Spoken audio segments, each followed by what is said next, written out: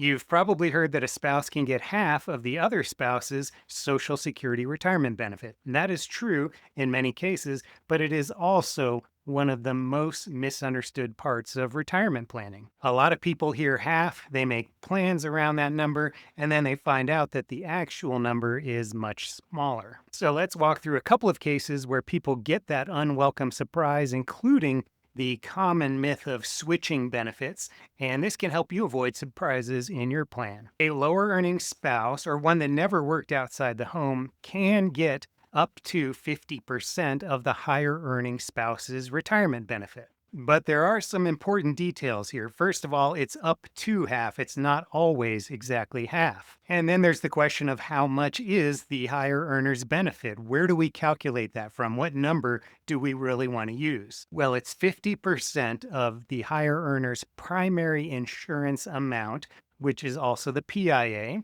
And that is the amount that they would get if they claimed at their full retirement age, or FRA. It's not necessarily the amount that you see hitting the bank account, nor is it the amount at a different age, like age 62 or 70. So for some examples here, we'll use our friends Fred and Wilma, the prehistoric couple. Fred is the higher earner, and at his full retirement age 67, he could get $3,000 per month. Wilma also worked at the quarry.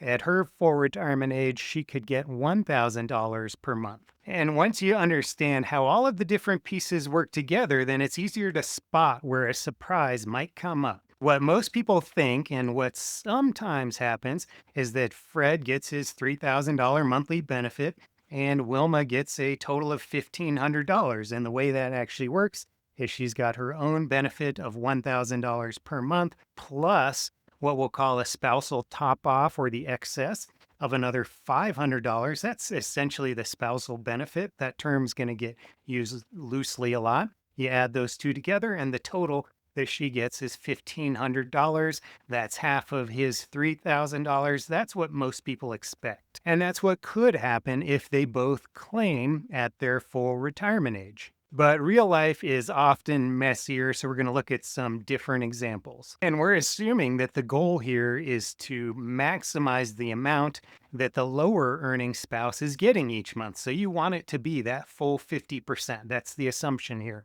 That might or might not be the best way to do it strategically, but let's go with that assumption. And I'll point you to a different strategy at the end of the video here. One of the myths that trips people up is they think it is always half. And like I said, it can be up to half of the higher earner's benefit at their full retirement age. But it can be, and often is, less. Let's look at a case here where both of them, they're the same age and they claim at age 63. That's 4 years before their full retirement age of age 67. And what often catches people by surprise is that Wilma won't get $1,500 because she claimed early.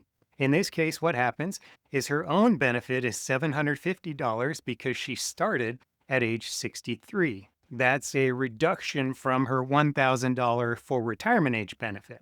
And the spousal top off is also reduced. So instead of $500, she gets $350 there. That's because she became eligible for the spousal top off before her full retirement age. Then when you add those two together, it comes up to $1,100 per month is the total amount that she is getting. And those reductions are going to last for her life. And I'll get to the idea of switching later. I just want to point out that it's not necessarily wrong to get less than half, but we want to make that an intentional decision, not an unwelcome surprise. By the way, you can have a case where only one of those pieces of her benefit is reduced. For example, it's possible for her to claim early, get that $750 a month, but then get a full spousal top off later of $500 per month. That would happen if she became eligible, and we're about to get to that, if she became eligible for that spousal top off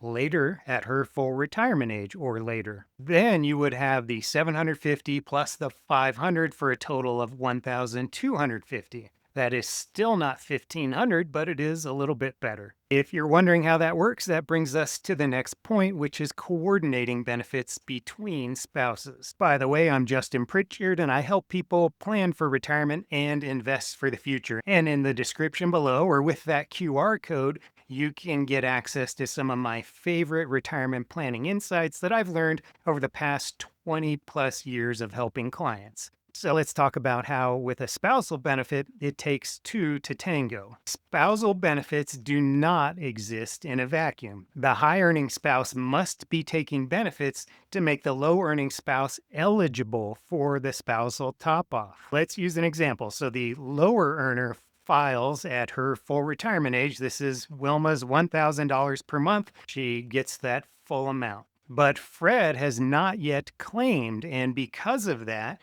there will be no spousal top off unless or until he does claim. In this example, she had her own work history, so her own benefit gives her $1,000 per month. But if she didn't have any history of working outside the home, then she would get nothing again unless and until he starts taking benefits on his record. Once he does that, she becomes eligible for that spousal top off, so that effectively unlocks the spousal benefit. And since she becomes eligible for that at her full retirement age or later, she will get the full spousal top off of $500, bringing the monthly amount up to $1,500. Or again, if the lower earner had no work history outside of the house, it would be zero until he starts taking benefits, and then it would become the full $1,500 of spousal benefit. Now, be aware that for divorced ex-spouses, this unlocking concept doesn't work exactly the same. There are different rules. This is for when you're married. And of course, survivor benefits are an entirely different set of rules as well. Now let's go to part 3, which is that myth of switching benefits. I often hear something like this. I'll file early at 62, get some cash flow coming into the household, and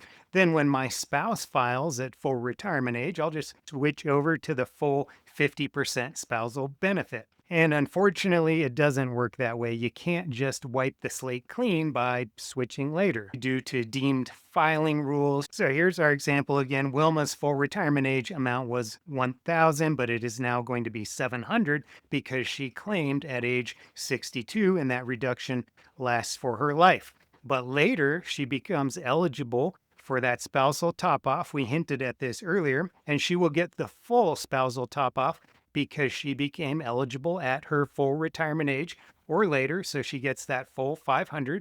We add those together and she's going to get $1,200 total each month. To be clear here, when I hear people use the term switch, it almost always means they're talking about claiming early and then getting bumped up to that full 50% later. And the reality is you will never get to half of your spouse's full retirement age benefit if you claim early. You just won't, at least not while you're both still living. But of course, survivor benefits could change things. All right, now let's look at the misunderstanding where you assume it is half of whatever today's monthly income is. On the screen, we see what Fred's Social Security statement might look like, and he could get $3,720 per month if he delays until age 70. Now, Fred and Wilma might look at that amount coming into his bank account, maybe she hasn't claimed yet, and assume that she can get half of that. Let's say Fred was 4 years older, so he's age 70 by the time she gets to her full retirement age, for example.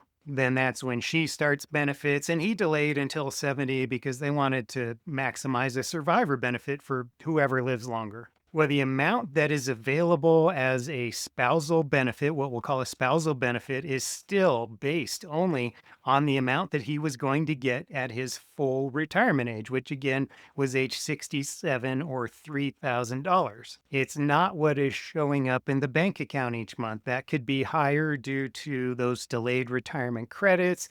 It could also be off because of tax withholding or payments to Medicare. So the point here is that you really want to make those calculations off of what the higher earner would have gotten or would get at their full retirement age and not another age. Again, things are different with survivor benefits. We're talking spousal benefits here. Similarly, if he had claimed early, that spousal benefit is not based on the reduced amount, but a survivor benefit could be, which is why it's important to look at all of these different aspects of Social Security before you make a decision. So, how do you get to the full 50% spousal payment each month? There are a couple of basic rules that it boils down to. First, the lower earner starts taking all of their benefits at their full retirement age or later. That means they start their own benefit, if any, at full retirement age or later, and they become eligible for the spousal top off at their full retirement age or later. Next, the higher earner starts taking benefits or is taking benefits. And that's about it. Now, remember, there are exceptions. This covers a lot of the most straightforward couples out there, but there are certainly exceptions to these rules. And you might have noticed that I keep saying full retirement age or later. I mainly do that because each person in the couple might be a different age. The higher earner might be older, might be younger. And that affects when the lower earner might become eligible for the spousal top off. But those delayed retirement credits don't apply to spousal benefits. So that alone would not be a reason for the lower earner to delay claiming. In fact, some couples just have the low earner claim early and they accept that there's going to be a reduction. Then the higher earner delays until age 70, and that's sometimes known as a split strategy. And I break down the rationale behind that in the video that's popping up right now. So I hope you found that helpful. If you did, please leave a quick thumbs up, check out my website, maybe send me an email, and I look forward to talking with you soon.